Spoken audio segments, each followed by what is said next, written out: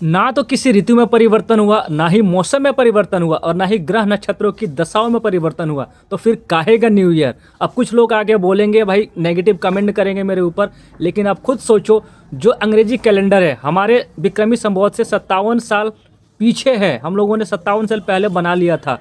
और दोनों कैलेंडर में क्या मुख्य बातें हैं, किनको ध्यान में रखकर बनाया गया है, आइए आपके सामने पूरा डाटा रखता हूं, फिर आप खुद डिसाइड करिए कि अंग्रेजी कैलेंडर बढ़िया है या फिर हम लोगों का अपना विक्रमी संवत, हम लोगों का भारत का जो पंचांग है वो बढ़िया है, और किन किन मानकों पर हमारा खरा उतरता है और इसकी सटीकता कहाँ तक है। यहाँ हिंदू कैलेंडर बनाम अंग्रेजी कैलेंडर पर कुछ विश्लेषण है। अगर गहराई से समझते हैं तो हिंदू कैलेंडर के मूल सिद्धांत में है चंद्र और सौर, यानी कि चंद्रमा की गति से तिथि, पक्ष और मास निर्धारित होते हैं, तो वहीं सूर्य की गति से ऋतु, संक्रांति और वर्ष निर्धारित होते हैं। और यही कारण है कि यह कैलेंडर प्रकृति के साथ तालमेल में चलता है। पंचांग के 5 अंग होते हैं जो वैज्ञानिक आधार पर प्रमाणित है: तिथि, वार, नक्षत्र, योग और करण।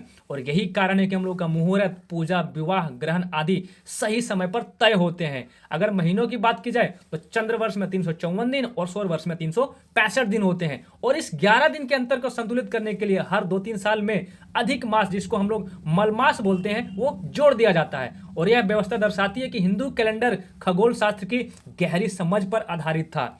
दिन की शुरुआत अगर देखी जाए तो भाई सूर्योदय से मानी जाती है, क्योंकि जीवन, कृषि और ऊर्जा का स्रोत कौन है? सूर्य है। उपयोग तो धार्मिक त्योहार, कृषि कार्य, आयुर्वेद, ज्योतिषी, संस्कार, इन सब में इसका उपयोग होता है।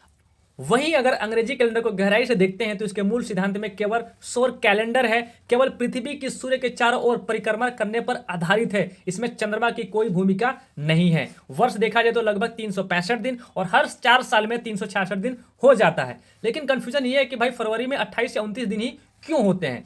महीने निश्चित होते हैं 28 या 31, तो किसी में 30 और किसी में 31 होते हैं। वो खैर आप लोग समझदार हैं, आप लोग बताइएगा। यह प्रणाली सरल और एकरूप है, लेकिन प्रकृति चक्रों से कम जुड़ी हुई है। दिन की शुरुआत रात के 12 बजे हो जाती है, यानी कि आपको रात को 12 बजे ही ऑफिस चले जाना है, ध्यान रखना है।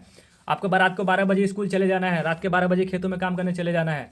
ये आपके ऊपर निर्भर करता है। और यह प्रशासनिक सुविधा के लिए चुना गया है, प्रकृति से जुड़ा नहीं है। उपयोग में देखा जाए तो भाई सरकारी कामकाज, शिक्षा, बैंक, अंतर्राष्ट्रीय व्यापार, विज्ञान, इन सब के लिए बढ़िया है। और अगर दोनों में अगर कंपैरिजन किया जाए तो देखो भाई, आधार हम लोग क्या चल रहे हैं। हिंदू कैलेंडर में चंद्र और सूर्य, अंग्रेजी कैलेंडर में केवल सूर्य है।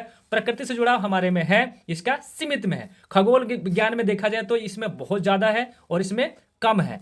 त्योहार निर्धारण बिल्कुल सटीक बैठता है हिंदू कैलेंडर में, जबकि अंग्रेजी कैलेंडर में संभव ही नहीं है। कृषि उपयोग में बहुत उपयोगी है हमारा हिंदू कैलेंडर, जबकि अंग्रेजी कैलेंडर में सीमित है। वैश्य उपयोग नहीं है, कोई बात नहीं, लेकिन अंग्रेजी कैलेंडर का है। लेकिन अगर हम इसको अगर प्रमोट करते हैं तो आने वाले समय में ये भी होगा।